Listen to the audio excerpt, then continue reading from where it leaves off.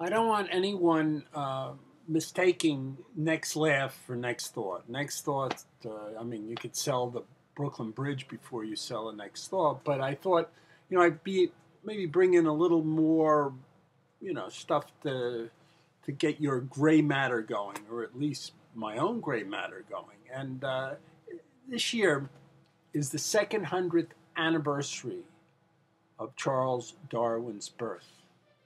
Anytime I'm really feeling bad, I always think to myself, well, I've evolved.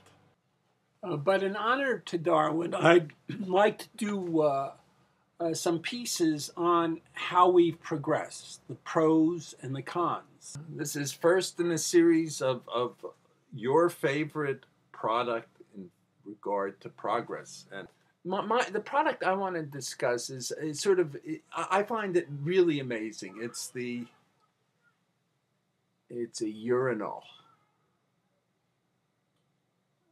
You find them in most men's room, by the way. And this particular urinal, if you look more closely, has it's a remote control one. This way?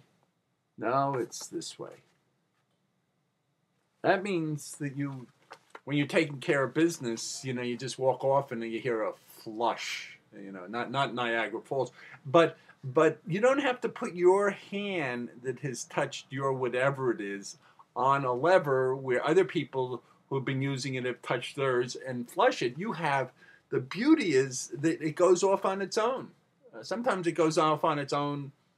And I think of those great individuals who never had a chance to do their thing at a urinal. I mean, Caesars, the Hannibals, the Beethovens, the Bachs, the Shakespeares, the Michelangelos, and like Samuel Johnson when you were in London. I mean, if you weren't near Hyde Park, you were in trouble. I mean, getting caught with your pants down was not a literal expression. It was a fact. It took away work, though. I mean, these urinals, these automatic urinals. I mean, there used to be a whole. I mean, you could look into your white pages or your newspapers and look for master of the chamber pots. There's no such thing anymore. It just vanished. I mean, just imagine an entire hotel, how much work that entailed.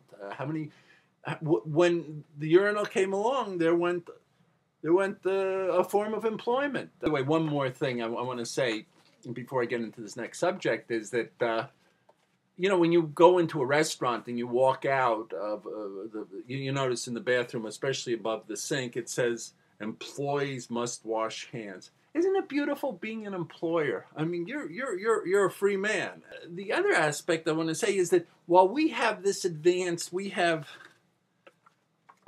the urinal with the it goes off automatically. But there's nations, their entire third world countries that don't even have porta flushes.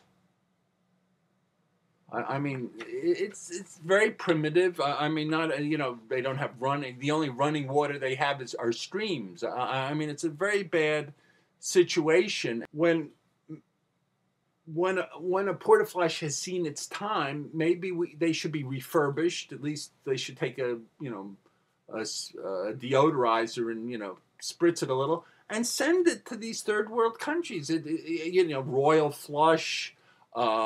Porto Johnny's, my favorite is Call Ahead. I mean, they should be thinking of doing these things.